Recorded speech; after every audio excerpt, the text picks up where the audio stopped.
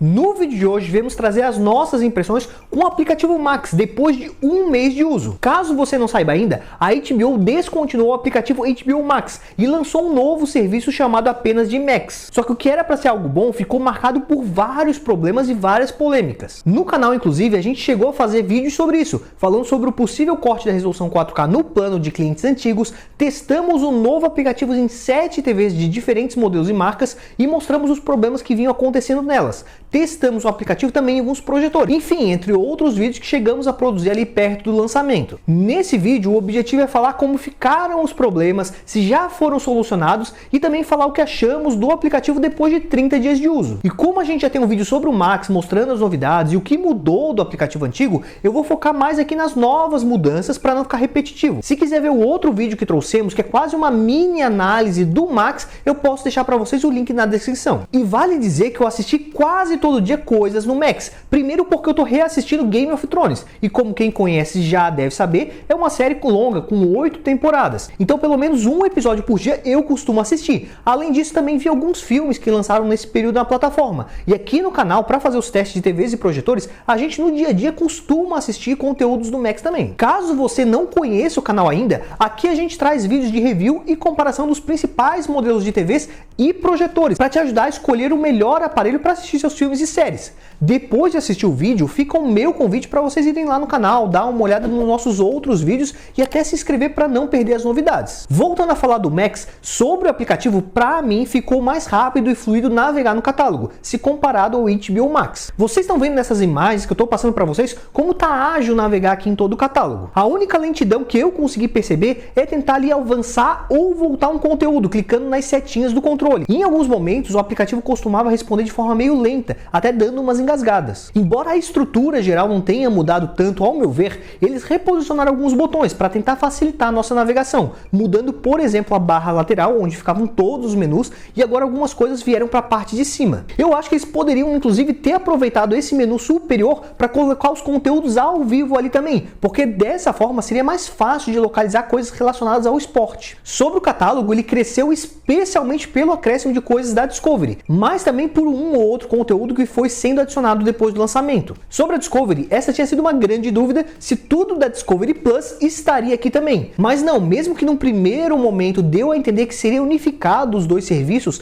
eles só colocaram alguns títulos mesmos. E se você gosta muito das produções da Discovery, vai precisar manter as duas assinaturas. Algumas séries estavam faltando episódios aleatoriamente no dia do lançamento do serviço, mas quanto a isso parece ter sido normalizado. Ainda tem conteúdos da Discovery que não tem todas as temporadas. Um exemplo é Irmãos à Obra, mas nesse caso eu acho que é intencional e realmente eles não vão colocar para incentivar você a assinar o outro aplicativo também. Ao assistir aos conteúdos em algumas TVs da LG, estavam acontecendo alguns problemas que a gente relatou em vídeos passados, onde a imagem escurecia muito ou as cores não ficavam boas, especialmente em filmes e séries com HDR. Só que pelo que eu observei, esses problemas já foram resolvidos. Já o problema de imagem que aconteceu nas TVs da Philips, que às vezes ficava verde, mesmo depois de receber atualizações, eu percebi que ainda continua. Só que normalmente quando acontece, pelo menos aqui, era só uma vez no dia. E ao clicar no botão de voltar e depois dar play de novo, ia normalmente. Algo que muita gente reclamou também é sobre as legendas que não conseguiam mais personalizar. A princípio, pelo que eu vi aqui, isso só acontecia com TVs com sistema Android. Mas uma dica é você ir pelo computador personalizar a legenda no site do Max, que depois vai ficar salvo na conta quando acessar pela TV. Como nós já conseguimos personalizar legendas nas TVs da Samsung e da LG,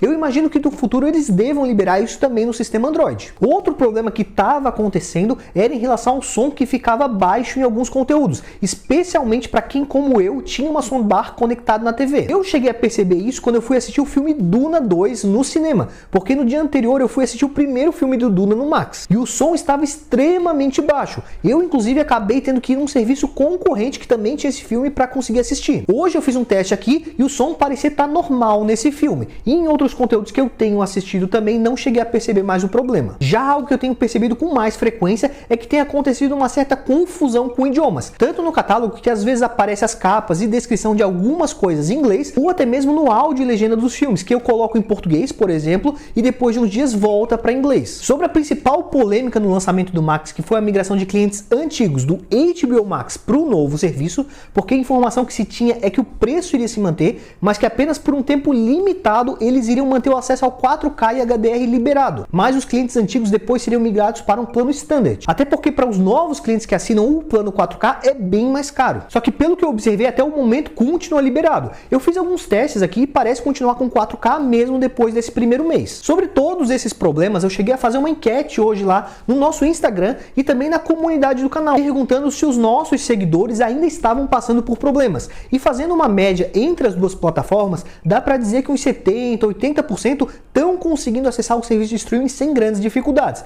o que parece um avanço, porque no lançamento a gente recebeu muitos relatos de problemas no serviço. Mas e vocês, já usaram o Max? Estão curtindo as novidades? Estão tendo algum problema ainda? O 4K do seu plano ainda está ativo? Conta pra gente aqui embaixo no campo de comentários. Eu aqui por enquanto estou curtindo o aplicativo do Max, até porque pelo visto grande parte desses problemas já está sendo solucionado. Mas enfim, o vídeo seria esse. Queria agradecer a todo mundo que assistiu o vídeo até aqui, deixou seu like, seu comentário, a sua inscrição no canal. Muito obrigado e até a próxima!